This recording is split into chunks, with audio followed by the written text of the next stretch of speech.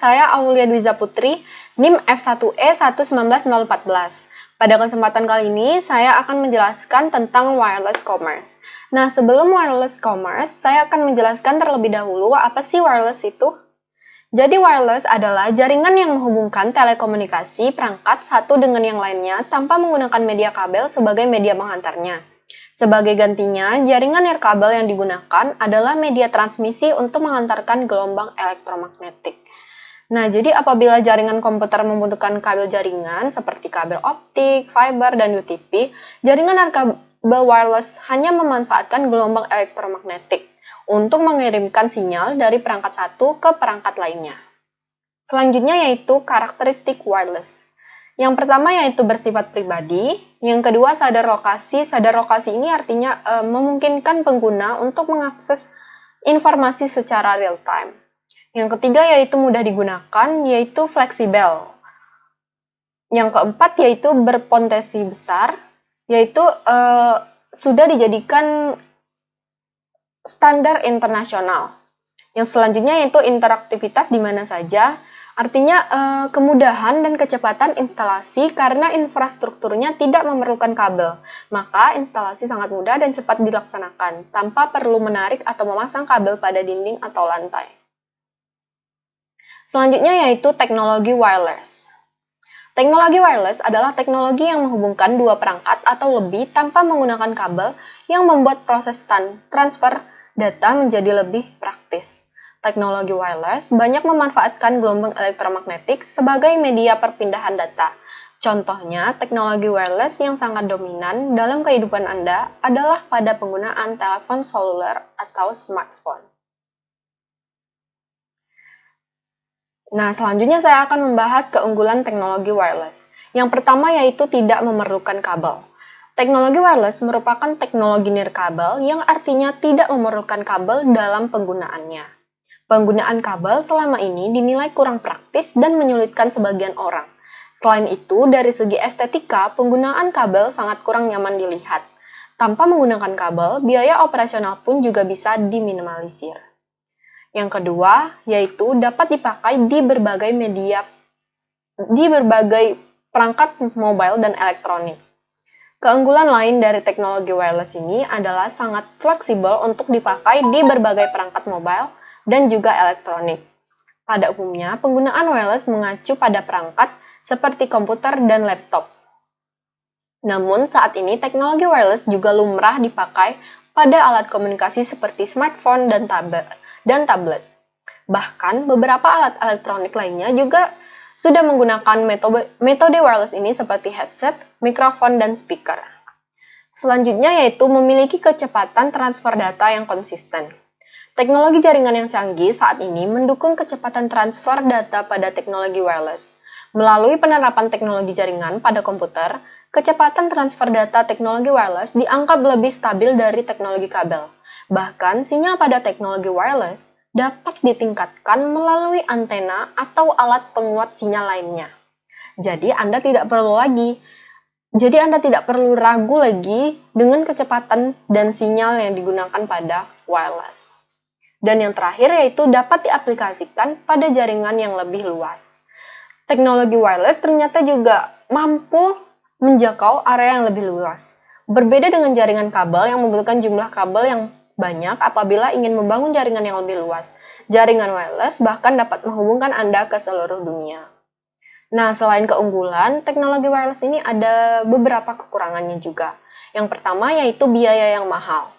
Walaupun teknologi wireless mampu menekan biaya kabel, namun dalam pengembangannya ternyata membutuhkan biaya yang tidak sedikit. Terlebih lagi, jika ingin mengaplikasikannya pada jangkauan yang lebih luas seperti jaringan MAN. Selain itu, perangkat keras yang mendukung terciptanya teknologi wireless tergolong lebih mahal daripada penggunaan kabel. Yang kedua yaitu cuaca buruk. Nah, cuaca buruk ini adalah musuh teknologi wireless. Kekuatan teknologi wireless dalam memancarkan sinyal juga sangat dipengaruhi oleh cuaca buruk. Perlu Anda tahu, jaringan wireless memakai udara dalam mentransmisikan data. Oleh karena itu, apabila cuaca berubah menjadi buruk, maka proses transmisi data juga akan mengalami gangguan. Selain itu, banyaknya sekat-sekat atau tembok yang tebal juga akan mempengaruhi sinyal transmisi data. Apabila Anda berada di tempat yang memiliki sekat tembok yang tebal, jangan heran jika jaringan wireless yang Anda akan memburuk. Selanjutnya saya akan masuk ke wireless commerce. Jadi wireless commerce ini adalah penjualan barang dan jasa melalui jaringan komunikasi data elektronik yang berinteraksi dengan perangkat nirkabel atau seluler. E-commerce nirkabel adalah bagian dari komputasi nirkabel yang merupakan pengaksesan sistem informasi dengan cara nirkabel. Wireless commerce menggunakan konsep yang memungkinkan sebuah aplikasi dari perusahaan dan perdagangan kepada pelanggan di mana saja dan kapan saja. Selanjutnya saya akan menjelaskan beberapa komponen e-commerce. Yang pertama yaitu pembayaran seluler. Biasanya pembayaran ini dapat digunakan melalui ponsel atau tablet secara langsung. Layanan pembayaran seperti m-banking dan internet banking akan membantu proses pembayaran dengan cepat. Pembayaran melalui seluler bisa dilakukan oleh siapa saja yang memiliki akun m-banking maupun internet banking pada smartphone-nya. Selanjutnya yaitu mobile banking. Mobile banking juga merupakan komponen mobile commerce. Transaksi tidak hanya dilakukan dengan pembayaran seluler saja, namun mobile commerce juga mengoptimalkan pembayaran dengan menggunakan telepon seluler melalui aplikasi M-Tan. Bila Anda ingin mengetahui tentang M-Tan, maka sebaiknya segera menggunakan mobile commerce untuk bisnis online. Selanjutnya yaitu iklan seluler. Komponen mobile commerce selanjutnya yaitu iklan seluler. Semua iklan seluler dibuat dan dikendalikan dengan menggunakan program paling populer, yaitu Google AdWords. Program iklan seluler yang biasa digunakan untuk memasarkan produk melalui mobile commerce, yaitu berupa pemasaran iklan banner, teks, SMS, dan masih banyak lagi lainnya. Menggunakan semua layanan iklan seluler akan membuat mobile commerce akan makin baik. Selanjutnya ada reservasi dan pemesanan. Komponen penting mobile commerce selanjutnya yaitu reservasi dan pemesanan.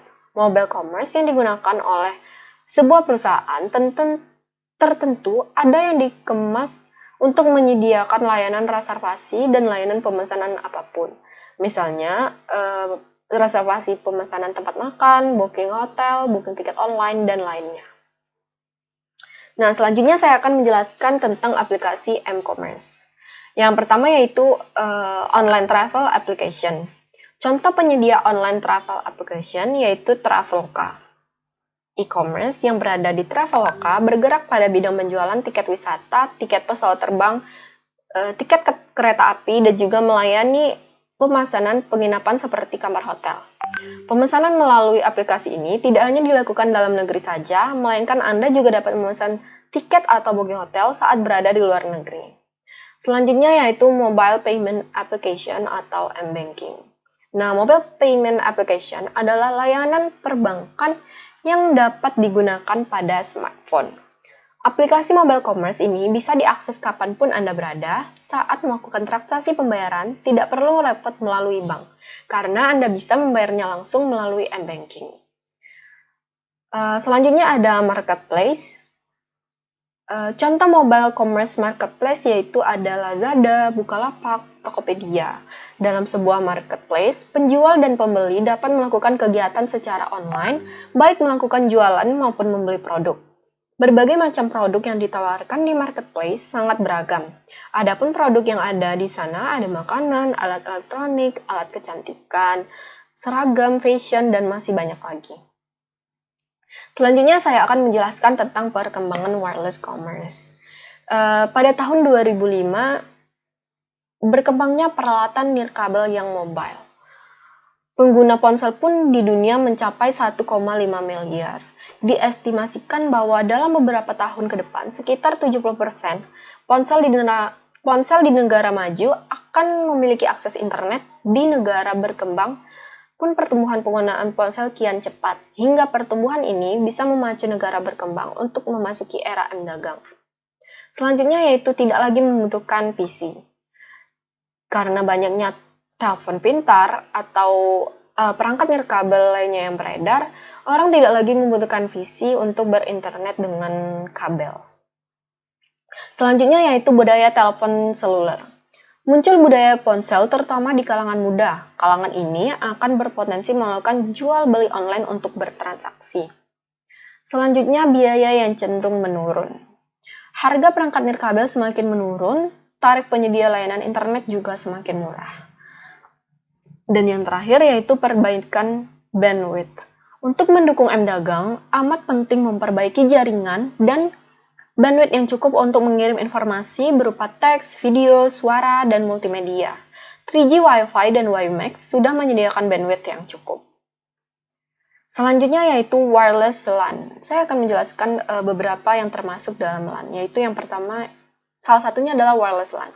Wireless Local Area Network yaitu suatu jenis jaringan komputer yang menggunakan gelombang radio sebagai alat atau media transmisi data yang menghubungkan dua atau lebih perangkat menggunakan komunikasi nirkabel untuk membentuk jaringan area lokal dalam area terbatas seperti rumah, sekolah, laboratorium komputer, kampus, atau gedung kantor. Sebagian besar wireless LAN modem didasarkan pada standar IEEE 802.11 dan dipasarkan dengan nama merek Wi-Fi. Nah, selanjutnya saya akan menjelaskan perkembangan teknologi telekomunikasi. Yang tadi kan saya menjelaskan perkembangan e-commerce. Nah, sekarang perkembangan dari teknologi telekomunikasi. Yang pertama yaitu generasi pertama 1G. Pada generasi awal ini, perkembangan teknologi nirkabel ditandai dengan pengembangan sistem analog dengan kecepatan rendah atau low speed dan suara sebagai objek utama. Dua contoh dari perkembangan teknologi nirkabel pada tahap pertama ini adalah NMT, Nordic Mobile Telephone, dan AMPS, Analog Mobile Phone System.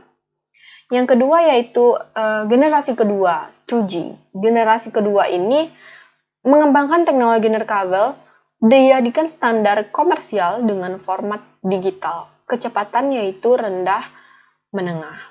Contoh GSM dan CDMA 2000, 1 multiplied by RTT. Sebelum masuk ke perkembangan teknologi generasi ketiga, banyak pihak sering menyisipkan satu tahap perkembangan, generasi 2,5G, yaitu teknologi komunikasi data wireless secara digital, kecepatan menengah hingga 150 kbps. Teknologi yang termasuk kategori 2.5G adalah layanan berbasis data seperti GPRS, General Packet Radio Service, dan EDGE, Exchange Data Rate for GSM Evolution, pada domain GSM dan PDN, pada domain CDMA. Generasi ketiga atau 3G, generasi digital kecepatan tinggi yang mampu mentransfer data dengan kecepatan tinggi. Nah, jadi generasi ketiga ini makin tinggi dari generasi sebelumnya, yaitu generasi sebelumnya rendah menengah. Nah, generasi ketiga ini yaitu generasi kecepatan tinggi, high speed, dan aplikasi multimedia untuk pita lebar atau broadband. Contohnya WCDMA atau dikenal juga dengan UMTS dan CDMA 2000. 1 kali EF2. Yang keempat yaitu generasi kita sekarang, 4G. Nama resmi dari teknologi 4G ini menurut Institute of Electrical dan Electronics Engineers adalah 3G and beyond. Sebelum 4G, High Speed Downlink Packet Access yang kadangkala disebut sebagai teknologi 3.5G telah dikembangkan oleh WCDMA sama seperti EFDO mengembangkan CDMA 2000. HSDPA adalah sebuah protokol telepon genggam yang memberikan jalur evolusi untuk jaringan Universal Mobile Telecommunication System atau UMTS yang akan dapat memberikan kapasitas data yang lebih besar sampai 14,4 Mbit per detik arah turun. Untuk meningkatkan kecepatan akses data yang tinggi dan full mobile, maka standar IMT 2000 ditingkatkan lagi menjadi 10 Mbps, 30 Mbps, dan 100 Mbps. Yang semula hanya 2 Mbps pada layanan 3G. Kecepatan akses tersebut didapat dengan menggunakan teknologi OFDM atau Orthogonal Frequency Division Multiplexing dan Multi-Carrier. Nah, yang terakhir yaitu ada jaringan nirkabel masa depan 5G. Nah, 5G ini bukan sekedar alat penghubung, melainkan sekelompok teknologi jaringan yang berpotensi menghubungkan segalanya. Itu semua berkat kemampuan koneksi cepat 20 GB per detik. Dengan kecepatan tersebut, 5G bisa menghubungkan alat-alat canggih seperti mobil otomatis, robot-robot industri, sampai barang elektronik rumahan. Selanjutnya saya akan menjelaskan salah satu evolusi dari handphone, yaitu yang awalnya pembantu digital pribadi atau personal digital assistant. Nah, personal digital assistant ini merupakan alat elektronik yang berbasis dan mempunyai wujud kecil serta mampu dibawa kemana-mana. Nah, personal digital assistant ini banyak dipakai sebagai pengorganisir pribadi pada awal mulanya. Tetapi karena perkembangannya, kemudian bertambah banyak fungsi kegunaannya, seperti kalkulator, penunjuk jam dan waktu, permainan komputer, pengakses internet, penerima dan pengirim surat elektronik atau email, penerima radio, perekam video, dan pencatat memo. Selain itu, dengan PDA, ini kita mampu memakai buku alamat dan menyimpan alamat, membaca buku atau buku elektronik, memakai GPS, dan masih banyak lagi fungsi lainnya. Bahkan versi PDA yang lebih canggih mampu dipakai sebagai telepon genggam, akses internet, intranet, atau extranet lewat Wi-Fi atau jaringan wireless. Salah satu ciri khas PDA yang paling utama yaitu fasilitas layar sentuh. Nah, jadi kesimpulan dari wireless commerce ini yaitu perangkat nirkabel berubah dengan cepat. Jadi wireless itu berubah dengan cepat. Meskipun tidak ada yang yakin apa saja perangkat nirkabel terbaik, pasti terdapat kebutuhan untuk memastikan bahwa perangkat dapat berfungsi satu sama lain. Ada juga kebutuhan untuk nirkabel yang benar-benar global infrastruktur komunikasi dengan bandwidth yang cukup tinggi untuk memenuhi kebutuhan aplikasi nirkabel dan m-commerce. Pendirian infrastruktur kabel membutuhkan banyak biaya dan akan ada banyak kesulitan di depan bagi perusahaan untuk e-commerce. Tetapi prospek jangka panjang dapat terlihat bagus untuk perusahaan yang bertahan. Jadi begitulah penjelasan saya mengenai wireless commerce. Terima kasih atas perhatiannya. Saya akhiri. Wassalamualaikum warahmatullahi wabarakatuh.